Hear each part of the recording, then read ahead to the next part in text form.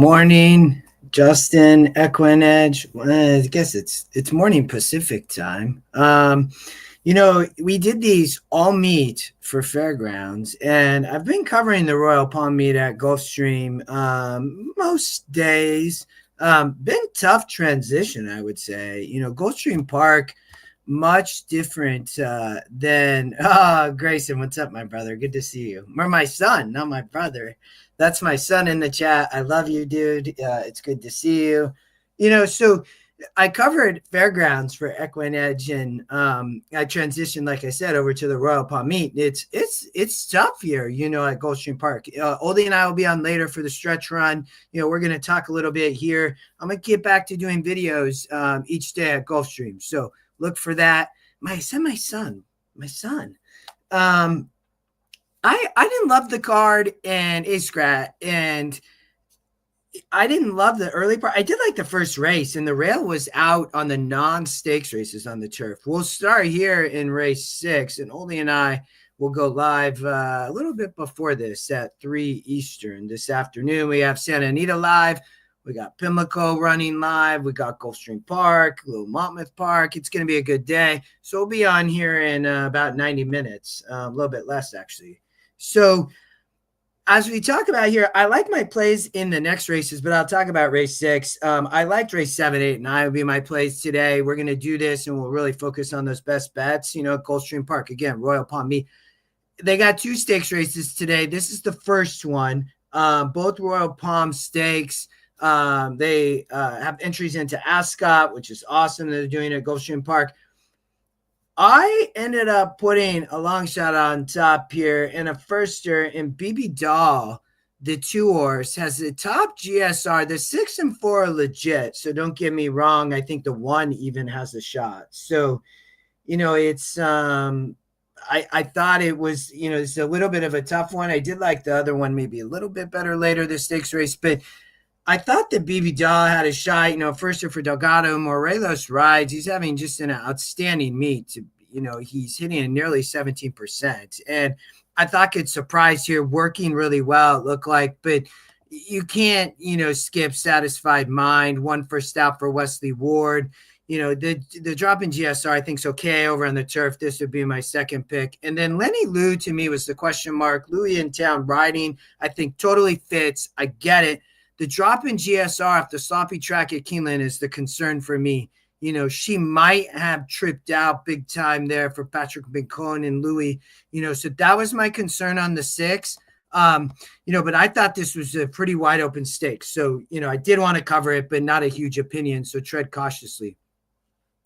In race here, I did like a long shot. I will tell you, I thought the Bottomless Mimosa had a big shot to sit off the pace. Not that the 6 or 7 don't have a shot, but I thought that the 1 for Bottomless Mimosa, Edgar Zayas rides, you'll see my notes down here live. I thought ran really well first time out there on the dirt at 6. Now stretches out to 7, shouldn't be an issue.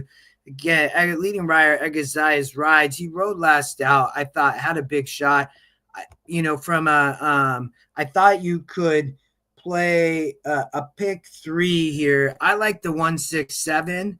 Here I thought I had the best look for me, but I thought the 1 was my top pick. Had a great shot to sit a dream trip off the speed of the 6 and 7. The 6 is legit though. Ran first time out. Ran well. Was only 2%, but ran well.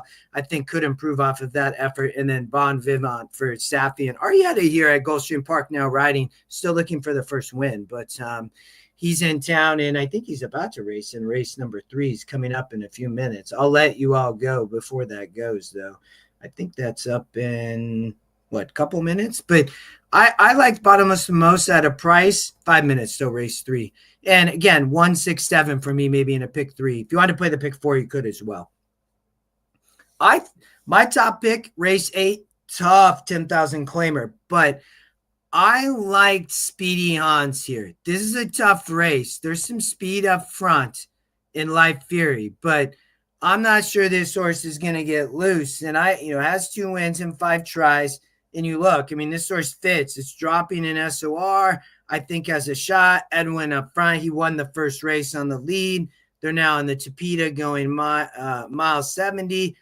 This horse fits up front, but it's never easy. And I think Jaramillo with Sanchez off the claim, very sneaky, 23% here. You'll see it's the second Scotty pickup here up top. An 8-year-old last out at 8.5, didn't necessarily run in the one post, but gets off there and have been facing much tougher. And, up at Woodbine, won in a 62. Those Woodbine races, and then he went over to Turfway Park in Gulfstream. But I thought off the claim had a big look at what's going to be a nice price at 6-1.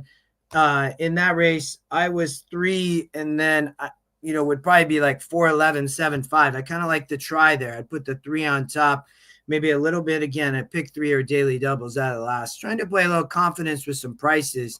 But the pick 3 I think could cover, because I think the single is going to come in race 9, in my opinion. So in race 9 would be probably I think the do-gooder is going to be tough. The lone speed. I mean, the rail is out at 73 feet. The first race, Edwin wired. I think the same thing could happen here with Morelos for Antonucci.